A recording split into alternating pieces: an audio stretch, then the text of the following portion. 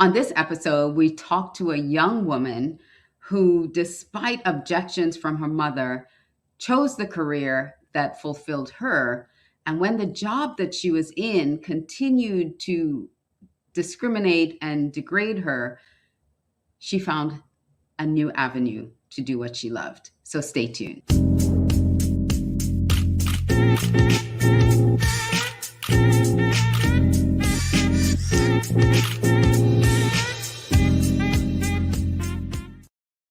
Welcome to this episode of Love My Body, Love Myself. I'm your host, Alicia Couri, and on today's episode, we talk with Yanique DaCosta. She is a young woman. She's an immigrant from Jamaica, came to the United States, and had a really, really interesting story. If you come from the islands and you immigrated here, with your parents, there's a lot of that mentality, which is found here too, where you have to have a good job, and a good job is a job in finance, in education profession, a doctor, a lawyer, an accountant. Those are fine jobs, and you have to be in a good job to be considered a professional, to be considered worth your salt, in other words. And so my next guest, we talk about loving yourself and how you transition in this life and going from adolescence into adulthood and making those critical decisions for yourself, and how that affects your confidence, how that affects how you feel about yourself and you look at yourself. And so this is a really important conversation for young women to really understand how to stand in the belief of themselves and go after what it is that you desire to do and what you want to do. I just love this conversation. So let me tell you a little bit about Yanique, and then I will bring her up our pre-recorded interview, because these interviews were pre-recorded. So I'll bring her interview up so that you can get to meet Yanique and how amazing that she is. So let me tell you a little bit about Miss Yanique. Yanique says that she started college knowing what she wanted to focus and major on, and what she loved. So she chose the fine arts with a concentration in graphic design, photography, and drawing. This was a pretty stressful decision for her mother, who didn't believe that major was had any long-term financial stability. Despite her mother's feelings about it, she indeed chose the path that made her feel fulfilled. And it's not easy, especially when society echoes her mom's sentiments. She's had her ups and downs in her path, but she never regrets making that decision. So before I bring up that interview, let me just welcome those of you who are joining us. I want to say welcome to you on Facebook, on YouTube, and on Twitch, and on LinkedIn, of course. If you would like to, please go and subscribe to our YouTube channel. It's youtube.com/C/Alicia Couri. We got a lot of content there of these shows. I have the podcast, Leading with Audacious Confidence. I have Small Business Saturday shout out, so you can get to know about other small business owners, what they're doing and how they're doing. I have a lot of different content on that channel. So go check us out over there, and please subscribe. When you go over there, subscribe to the channel, give us some likes, give us some thumbs up. During the show, leave a comment if any of this information is valuable to you. We'd love to hear from you. Also, you can connect with me on Alicia360.com. If you go to that webpage, it'll show you all the different social media I am connected on, that you can connect with me and follow me there. And I do invite you, because we are endeavoring to impact 100,000 women with this message of love, self-love, self-care. So please join our Facebook group. It's facebook.com/groups/LMBLM, and that's for Love My Body, Love Myself. Just to let you know, this interview was pre-recorded. So we're going to share that interview with you that was pre-recorded, and a little bit about the shows that we have coming up. Unleash Your Audacious Confidence is on Monday nights at 5 p.m. Eastern on Win Win Women. So winwinwomen.tv. You can check us out there. We have our Small Business Saturday shout out show. And that is live here on all these platforms: YouTube, Facebook, LinkedIn, and Twitch. And of course, this show, Love My Body, Love Myself, which is on Wednesdays at 6 p.m. Eastern Time. If you'd like to be a guest on any of our shows, please email support@aliciacouri.com. You can also find out about our sponsorship packages. Any of my books or content that you're missing or you want to check out, please go to linktr.ee and /acouri and check that out. Now, I want to bring on my guest, Miss Yanique DaCosta. So, Alicia, take it away. I am here with Yanique DaCosta, and we're going to have a fascinating conversation because this is about pleasing parents. You know, sometimes we fall into this, I need to do what my parents want me to do, but it's not what I'm passionate about doing. It's not what really lights me on fire. So I'm going to have a really great conversation with Yanique here on Love My Body, Love Myself. So welcome to the show, Yanique. Thanks so much for having me. I'm really excited to just have a chat with you and see where our conversation goes. And hopefully what we talk about will be helpful to another woman just like me or you. Excellent. And you came to me. Listen, guys, she saw one of the episodes, reached out to me, sent me an email because I did tell you, that if you want to be a guest or you want to be a sponsor or you just want to reach out, to go ahead and email support@aliciacouri.com. And guess what? She emailed support@aliciacouri.com. And here she is, a guest on the show now. She told me her story, and I love it because so many of us dealt with that too. Is the expectation, living up to the expectation and the dreams that a parent has for us and not our own. So how did that start? Because you are actually an immigrant here to the United States like I am. So tell me a little bit about your background. So I was born in Kingston, Jamaica. I graduated from St. Andrew High School for Girls. Woo, woo. If you don't know, now if you know, Google it because it's important. And then my mother had me migrate to America to go to college. I wasn't super excited about it because number one, so I was 16, right? And in her head, she was like, oh, well, you're 16. It's not time to go to college yet, so go back to high school. So I went back to high school in America, which again, I'm like, at this point, I'm thinking I'm over high school. High school is done. I just graduated. I have a high school diploma. There are graduation pictures to prove it. Well, let me just pause here for a second because just so people understand, in the Caribbean, we follow the English system where you graduate at 16 with your O levels.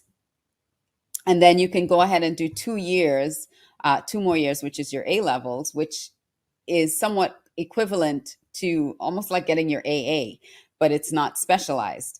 So, and then you can go off and go to university.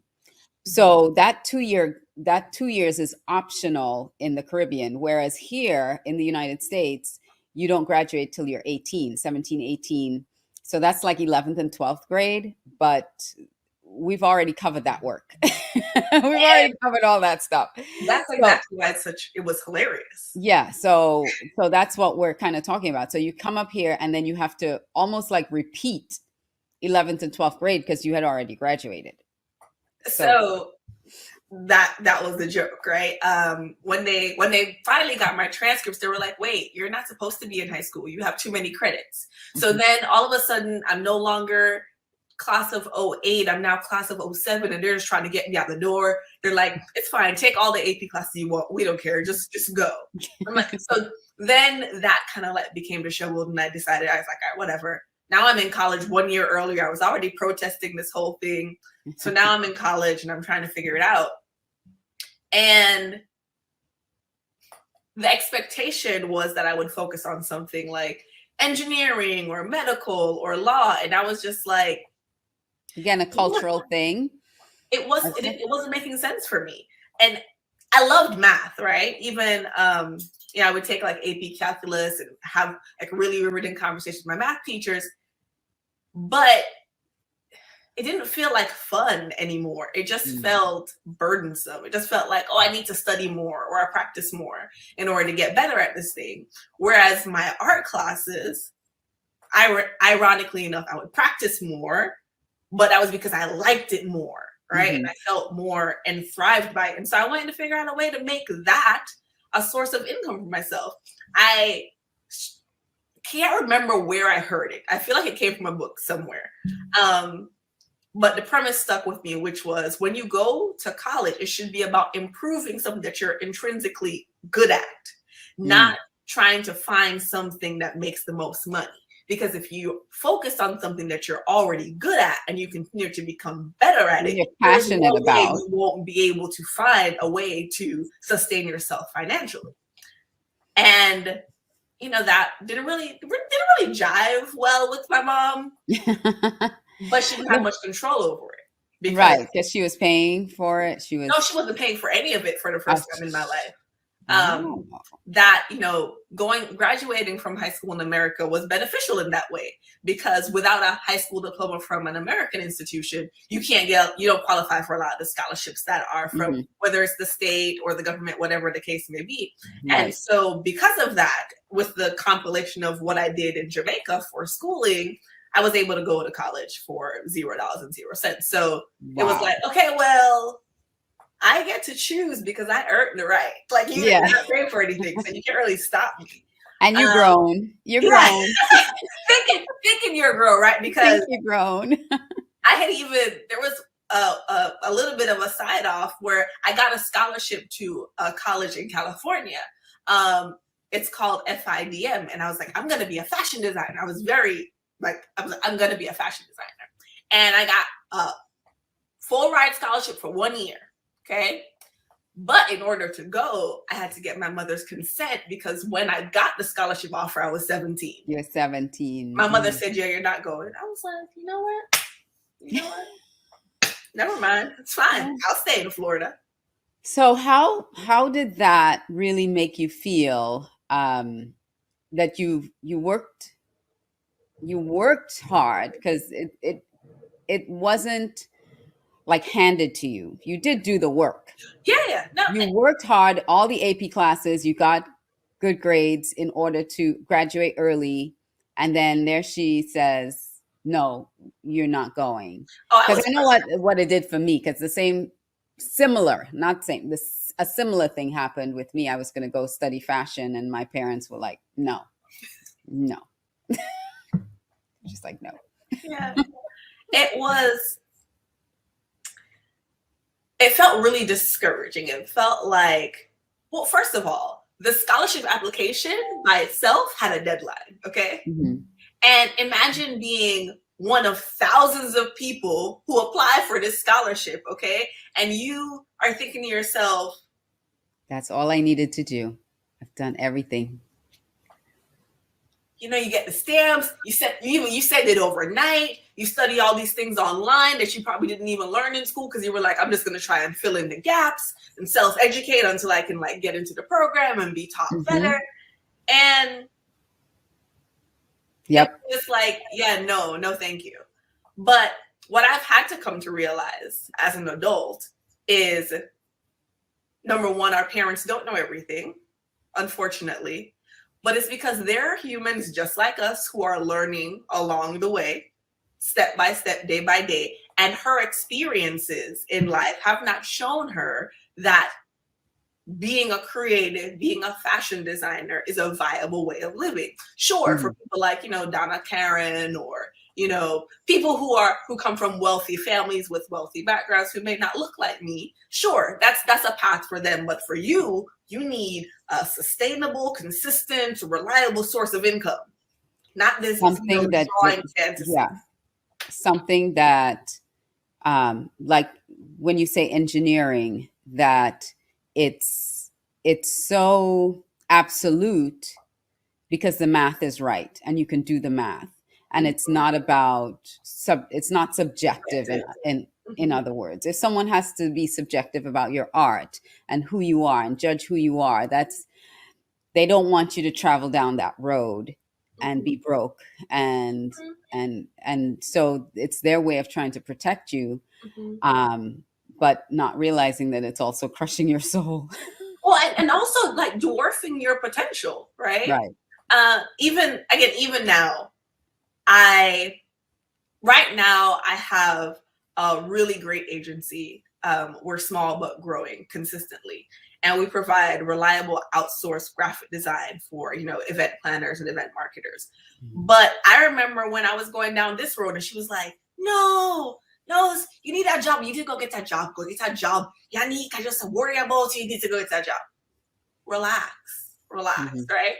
And I'm thinking to myself, all right, well, I'm buying her a couple Movado watches. You got a little pullover over here, drop a couple of Louis Vuitton stuff. And I'm thinking, here I am. I can afford all these luxury things. So now you must think that I'm successful, right? I've had to have validated. And she was just like, probably maybe 2 weeks later. So you applied for the job yet?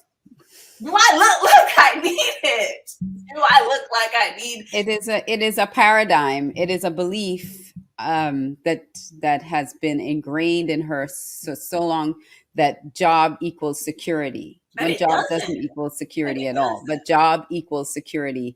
And so the ability for you to earn your own way, for you to create an income for yourself, is not security, when that really is the most secure thing that you can do. It is the most secure thing that you can do, because nobody is controlling you. Nobody is telling you what your worth is. Nobody is kind of has that control over whether you do get paid or don't get paid, whether you're fired or hired. You determine. And so that is a paradigm shift that needs to happen. But there's a generation that just doesn't, not just generationally, but generation plus culture, that doesn't see that, because they grew up where you had to have a job in order to be somebody. Yeah, I mean, they can't understand what they have never experienced. And I think now that I am older in age and able to sustain myself and still be able to allow me and my family to enjoy certain luxuries, she's had like a different outlook a little bit more now. Now she doesn't talk about how she sent her child to private school for her to go learn to go draw anymore. Now I hear her and I'm listening to her talk. She'll be like, "Oh yes, my daughter is self-employed. She works for herself. Oh, she can go anytime." And I'd be like, "No, still can't, but relax." So her way of thinking, her way of talking about it, I've seen how it's adjusted, and it's really because you proved that you could. I had to validate it for her, but before I had to validate it for her, I had to validate it for me. So that I wouldn't be willing to go down that path, or I'd be constantly functioning from a place of fear or inadequacy because I'm so worried about fulfilling what my parents or my grandparents wanted for me. So how did you get to that place? I was unhappy, man. I was unhappy, right? I think I had probably been laid off 3 or 4 times at this point. And the first time it happened, I was with the company for 2 months. I was so confused. The man walked in the room. It was a room, I think it was like 5 designers. And he walked into the room and he goes, "Well, we just lost our biggest contract.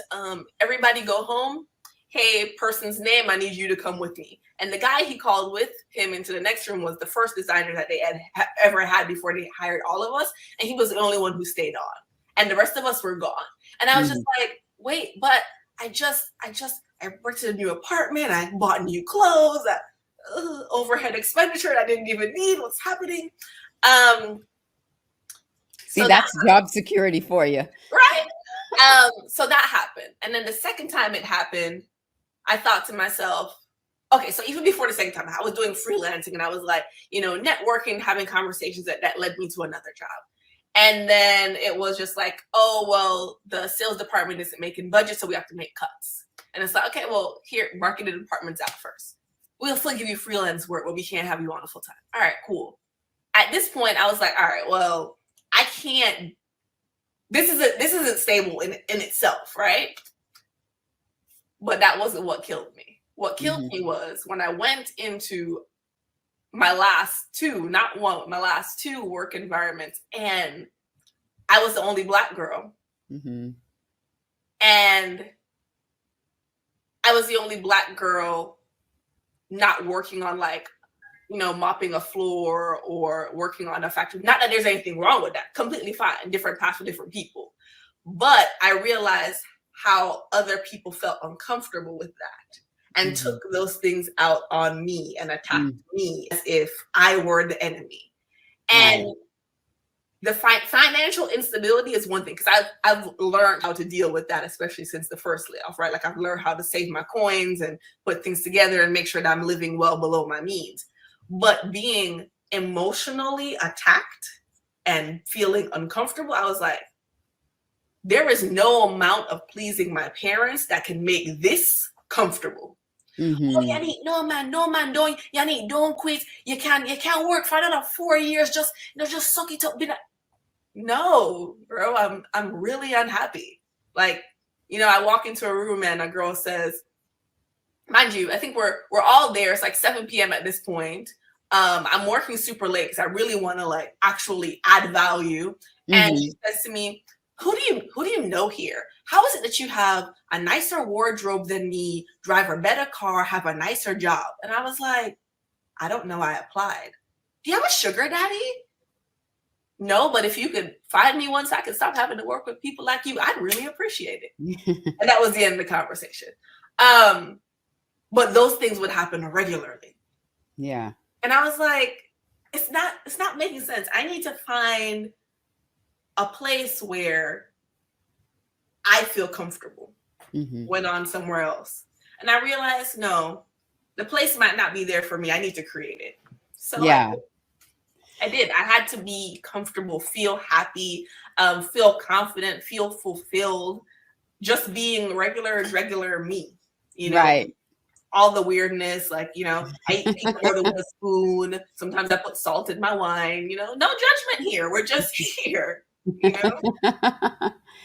Well, I want to take a quick break and then come back and really unpack some more of how you were able to make that transition, and own your own space. So stick around. Don't go anywhere.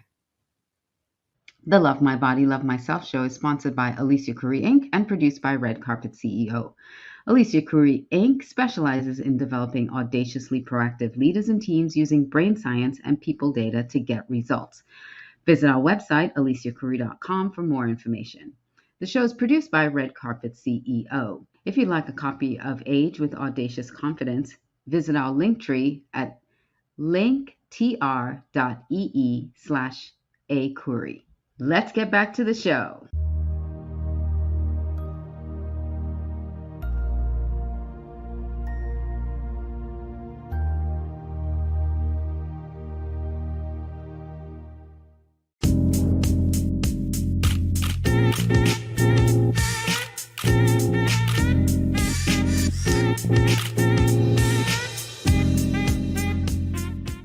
And welcome back. I am here with my guest, Yanique DaCosta, and we're talking about her story of really this self-empowerment that she started her own business. And before we went to break, you started talking a little bit about the last place that you worked, how there were comments made, and how, you know, things that were really, if it was probably a different person, would feel very degraded by the comments. You didn't like them and you decided that you weren't going to stand for it. But how did that make you feel when people would say things like that?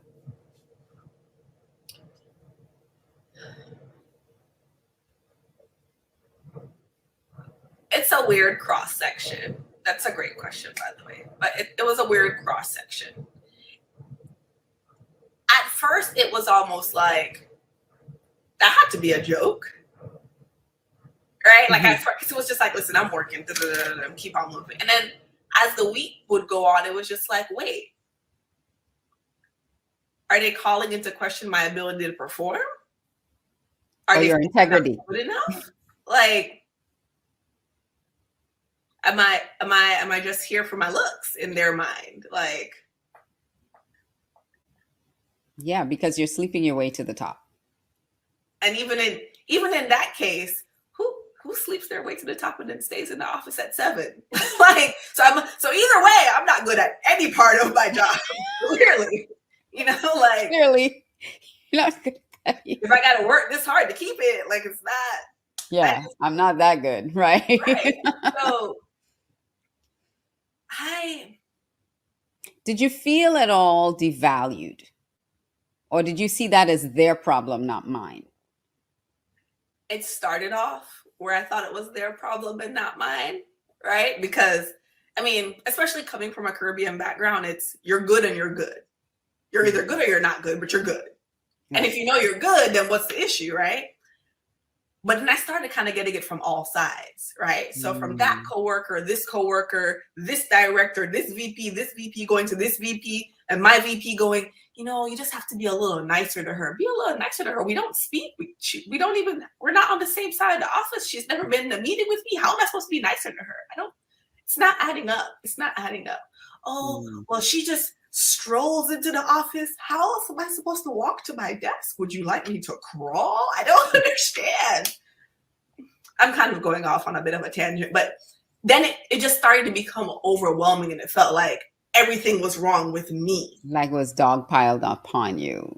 And it was only after I stepped out of that environment that I realized it wasn't me. It was the culture of that specific environment who wasn't accustomed to having an educated Black woman in the room, right? Who was willing to like own that power and like, I am good at what I do. I work hard for what I do. And I also like to enjoy myself. And I don't feel like I have to pretend or hide it. That's just a part of me. Right. Or make excuses for it to make you feel better, or dim my light so that you can you feel better. We can all shine. There's no reason that anyone has to feel like, oh, if her light's shining really bright and no one will see mine. That's not how that works. Right. Exactly. Stars don't feel that way. No. Stars in the sky twinkle. They're not like, oh, Orion. Oh. Exactly. They're just off. They exist in themselves. Right. And so how were you able then, once you got out of that toxicity,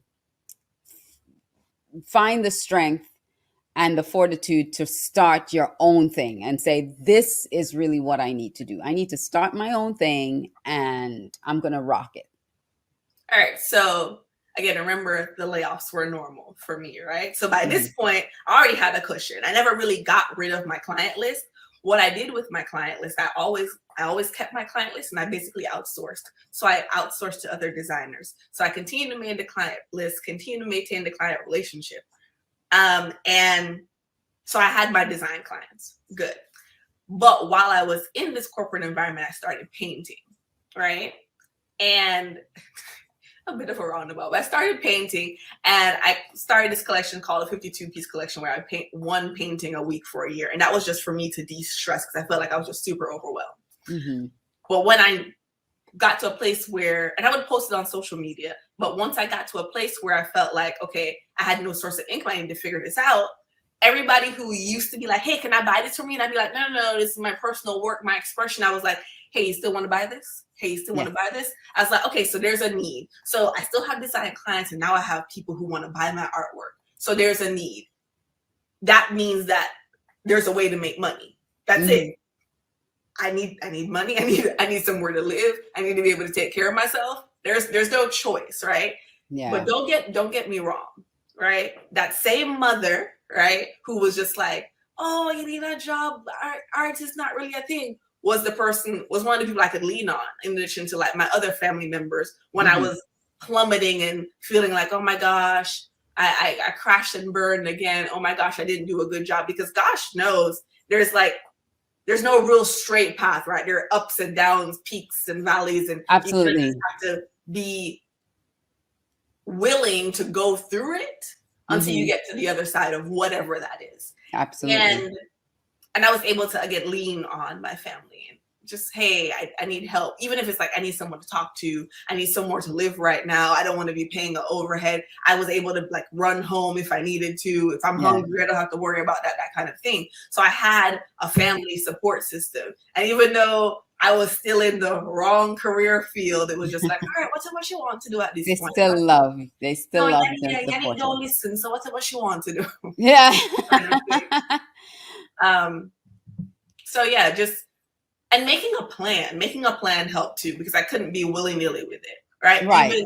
Even looking at this year, as I want to continue to grow the business, we have a very, very structured plan for our 2022, but we're still functioning in sprints. So we're like, all right, Q1, this is all the things that we want to accomplish. And let's see after that how we can get to this place and so on and so forth. But it's really about having a support system, having a plan, and finding a need for my resources that made me feel confident enough that, hey, I just got to find more people like this. I just got to find more people like this. Yeah. That's awesome. I want to talk a little bit about your accent, because you don't have a Jamaican accent. And I know going to school, that goes away. You know, you have to be able to communicate at school, but then you channel your mom so well. When you're around it comes out even more, I'm sure. Yeah, so it really just depends on who I'm speaking to. And I get slack for that all the time, because even me too. I get it too. Who I'm talking to here, like how I sound when I'm speaking to my mother is never gonna sound like how I am when I'm speaking to my friend who I met here, or my Jamaican friend who lives here, or so that it's just the dynamics or the versatility of me, right? There's, you know, the Caribbean daughter, Caribbean sister, then just the Caribbean girl, then there's the Caribbean girl that lives in America, that doesn't want people to go, wait, what? What do you say? Huh? And I don't want them to focus on my accent. I want them to focus on the content of the conversation. And Thank you. That's exactly how I feel too. And it's I think we have similarities that way too. When you're around your peeps from back home, it comes out a little stronger because they understand what you're saying.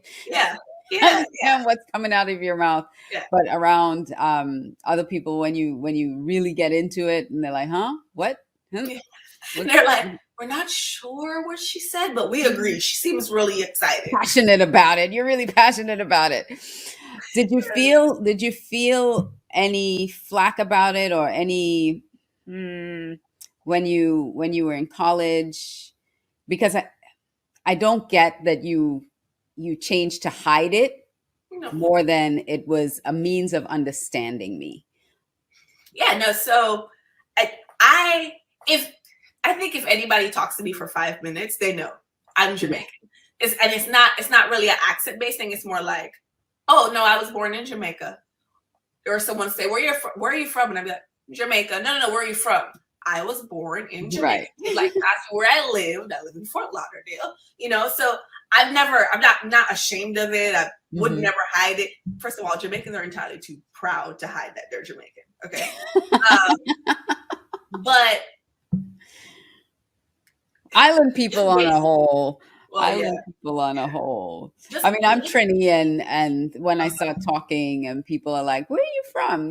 There's something different coming out. And I'm like, But it's really just about having streamlined ways of communicating with a larger or a different group of people, right? I am not in Jamaica right now. So if I want to be able to have a relatable conversation with someone, I probably don't want to talk about, you know, my housekeepers and like, you know, just things that people in America don't necessarily have at the same or can relate to. Yeah, right. So you grow up in Jamaica, you're accustomed to having a housekeeper and a driver, and then you come to America, it's like, wait, are you rich? No, that's normal, right? No, it's not. So it's just about meeting everybody where they are. Right. I love it. Thank you so much. This was fun. It was a lot of fun, and getting to know you a little bit deeper and hearing your journey because as we evolve and we find ways to love ourselves, we also have to be able to kind of free ourselves from the expectation of other people, and move forward in the direction that we are purposed to move forward in, that is a desire of ours, that we're passionate about, and that we can see a path for. Because can you imagine if you went into a career that your mom wanted you to go into, and you were faced with those same challenges and struggles? I You did. would not. You did. All right. For a short time. And I was like, no, no, no, no, no, no. This is not it. This is not it. This is not it. Exactly. Because then if you had really gone down that career path and tried to do it for her benefit, you would have lost a lot of yourself and who you are, and been very bitter and angry and upset, because now you have to, you've Or basically yeah, or end up sold at out. therapy with a psychiatrist, and yeah, no, that's a real thing. Completely Yeah. happened. Yeah. And then you're bitter and you're angry and you're like, this is what I wanted to do, and I never got the opportunity to do that because I had to live into this expectation. So as parents, I'm a parent of 3, and I have to always walk that line of, I'm here to support and help you, and I'm so thankful that she was there to support you, but also allow them to be who they are and not try to live into my expectation when it comes to their careers, their relationships, and all the things that affect their life. It's not my life anymore. It affects their life. So I'm here to advise and I'm here to support, but I'm not here to control where you go. I cannot do that. Yeah. That's exactly how I am with my little brother now. Because my little brother, and I think what my mom went through with me helped a lot. But my little brother, he wants to be a rapper, and that's all he wants to focus on. He, grew up playing a plethora of instruments: the saxophone, the piano, all the things that I don't know how to play. And he's really brilliant at it. Went to the same magnet school I went to when I came up here, but he got in clearly earlier. Was able to focus on the music production and all of these things. And my mother was like, no, he needs to go into business. And I was just like, I'm just gonna sneak you over to my Grammy Award winning friend's studio and leave you guys over there. And then he came home and had all these tracks, and my mom was like, wait, this sound good. Hold on, this song good. All right, when you want to go to the studio again? So it's interesting to see how my children are so abnormal. I have one artist and one musician, and no one wants to work for anybody but themselves. This is ridiculous. So. That's the wave of the future. we're slowly but surely bringing her to our side, mind you. But. That's nice. That's cool. Yeah, because she grew up with a paradigm. She grew up with a belief that job is security. Yeah. So you have to show her that it's not no longer true. That paradigm has shifted 20 years ago. That's at least. Well, Yanique, thank you so much for sharing with me today. Is there anything else that you would like to share with our audience before I let you go? Well, first of all, thank you for having me. It was my pleasure to be here and chat up with you. Things to share with your audience. You guys can feel free to reach out to me on the Instagram or the Twitter. That's what the kids say. No, I don't know. The Twitter or the Instagram. And my handle is Yanni, YANI, does DOES stuff, STUFF. Or you could just message me on LinkedIn. Just look for my name and send me a message. Let me know where you found me, and I will let you guys in. All right. Again, if you want to connect with Yanique, just go to Yanni Does Stuff on the IG. It's also on Twitter, and you can connect with her there, and you can share her story and check out her art. All right. Well, thank you so much, Yanique. I appreciate you being here and sharing with us today. Thank you. The Love My Body, Love Myself show has been sponsored by Alicia Couri, Inc. and produced by Red Carpet CEO. Alicia Couri, Inc. is a boutique consulting firm that specializes in the development of audaciously proactive leaders and teams using brain science and people data to get results. And shows produced by the Red Carpet CEO. We have this show, Love My Body, Love Myself. We have Small Business Saturday Shout Out and Unleash Your Audacious Confidence. I certainly hope you enjoyed this interview, and I look forward to seeing you again. She brought up so many important points about being validated where you are. If you are in a toxic environment, if people don't respect you or see your value, then it's time for you to make a decision. Do not stay in a place where you are devalued or where you feel unwanted, or like Yanique was saying, you feel like they have this impression of you that you have to sleep to the top to get where you are. She's a very courageous young woman, and she stood up for herself in multiple ways, not just to her mother, but she did it in the most respectful way when she stood up and said, no, this is what I want to do. This is my passion.